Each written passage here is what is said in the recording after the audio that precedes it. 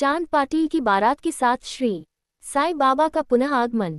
अभिनंदन तथा श्री साई शब्द से संबोधन, अन्य संतों से भेंट, वेशभूषा व नित्य कार्यक्रम, पादुकाओं की कथा, मुहिद्दीन के साथ कुश्ती, मुहिद्दीन का जीवन परिवर्तन, जल का तेल में रूपांतर, मिथ्या गुरु जौहर अली। जैसा गत अध्याय में कहा गया है, मैं अब श्री साईं बाबा के शिरडी से अंतर्धान होने के पश्चात उनका शिरडी में पुनः किस प्रकार आगमन हुआ, इसका वर्णन करूंगा। चांद पाटिल की बारात के साथ पुनः आगमन। जिला औरंगाबाद, निजाम स्टेट के धूपगांव में चांद पाटिल नामक एक धनवान मुस्लिम रहते थे। जब वे औरंगाबाद को जा रहे थे तो मार्ग में उनकी घोड़ी खो गई।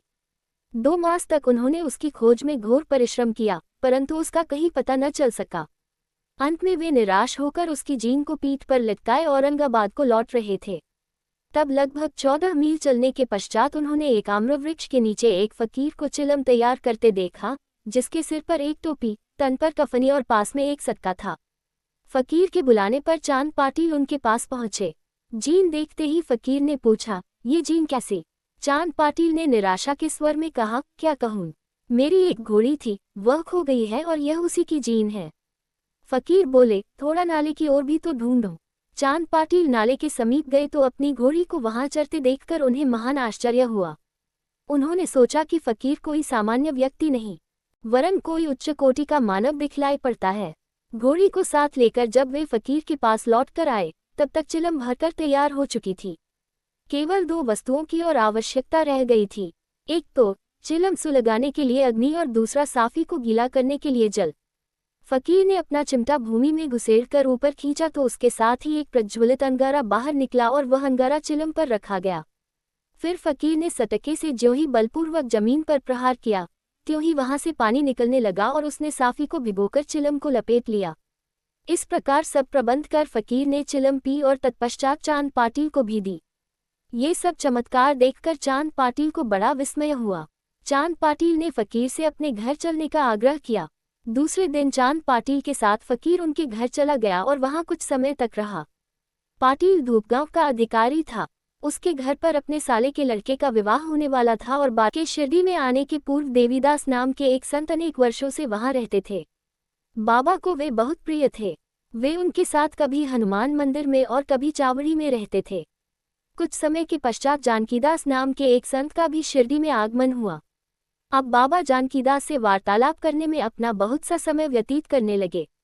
जानकीदास भी कभी कभी बाबा के स्थान पर चले आया करते थे और पुनतांबे के श्री गंगागीर नामक एक पारिवारिक वैश्य संत भी बहुधा बाबा के पास आया जाया करते थे। जब प्रथम बार उन्होंने श्री साईं बाबा को बगीचा सींचने के लिए पानी धोते देखा तो उन्हें बड़ा अचंभा हुआ। वे स्पष्ट शब्दों में कहने लगे कि शिरडी परम भाग्यशालिनी है, जहाँ एक अमूल्य हीरा है। जिन्हें तुम इस प्रकार परिश्रम करते हुए देख रहे हो, वे कोई सामान्य पुरुष नहीं हैं, अपितु ये भूमि बहुत भाग्यशालिनी तथा महान पुण्य भूमि है। इसी कारण इसे ये रत्न प्राप्त हुआ है।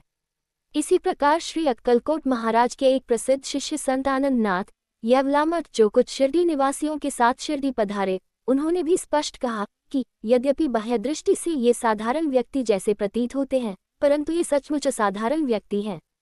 इसका तुम लोगों को भविष्य में अनुभव होगा। ऐसा कहकर वे येवला को लौट गए। यह उस समय की बात है जब शिरडी बहुत ही साधारण सा गांव था और साईं बाबा छोटी उम्र के थे। बाबा का रहन सहन व नित्य कार्यक्रम, तरुण अवस्था में श्री बाबा ने अपने केश कभी भी नहीं कटाए और वे सदैव एक पहलवान की तरह रहते थे। जब वे राहता जाते, जो कि शिरडी से 3 मील दूर है, तो वहां से वे गेंदा, जाय और जूही के पौधे मोल ले आया करते थे। वे उन्हें स्वच्छ करके उत्तम भूमि देखकर लगा देते और स्वयं सींचते थे।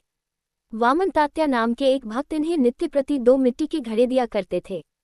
इन घड़ों द्वारा बाबा स्वयं ही पौधों में पानी डाला करते थे। वे स्वयं कुएं से डॉक्टर रामराव कोठारे बाबा के दर्शनार्थ शिरडी आए। उनका कंपाउंडर और उनके एक मित्र भाई कृष्णजी अलीबाग पर भी उनके साथ में थे। कंपाउंडर और भाई की सगुन मेरू नायक तथा जी के दीक्षित से घनिष्ठ दोस्ती हो गई। अन्य विषयों पर चर्चा करते समय इन लोगों को विचार आया कि श्री साईं बाबा के शिरडी में प्रथम आगमन तथा पवित्र नीम वृक्ष के नीचे निवास करने की ऐतिहासिक स्मृति के उपलक्ष्य में क्यों न पादुकाएं स्थापित की जाएं। जब पादुकाओं के निर्माण पर विचार विमर्श होने लगा, तब भाई के मित्र कंपाउंडर ने कहा कि यदि यह बात मेरे स्वामी कोठारे को विदित हो जाए तो वे इस कार्य के निमित्त अति सुंदर पादुकाएं बनवा दे। बुद्धि के थे वे त्याग की साक्षात मूर्ति तथा अगाध ज्ञानी थे। बहुत से सज्जन जैसे तात्या कोते, काशीनाथ व अन्य लोग उन्हें अपने गुरु समान मानते थे। लोग जौहर अली को उनके सम्मुख लाए। विवाद में जौहर अली बुरी तरह पराजित हुआ और शिरडी छोड़ वैजापुर को भाग गया। वह अनेक वर्षों के पश्चात शिरडी आया और श्री साईं बाबा की चरण वंदना की। उसका ये भ्रम कि वह स्वयं गुरु था और श्री साईं बाबा उनके शिष्य अब दूर हो चुका था। श्री साईं बाबा उसे गुरु समान ही आदर करते थे। उसका स्मरण कर उसे बहुत पश्चाताप हुआ। इस प्रकार श्री साईं बाबा ने अपने प्रत्यक्ष आचरण से आदर्श उपस्थित किया कि अहंकार से किस प्रकार छुटकारा पाकर शिष्य के कर्तव्यों का पालन कर किस तरह आत्मानुभव की ओर अग्रसर होना चाहिए। ऊपर वर्णित कथा महालसापति के कथनानुसार है।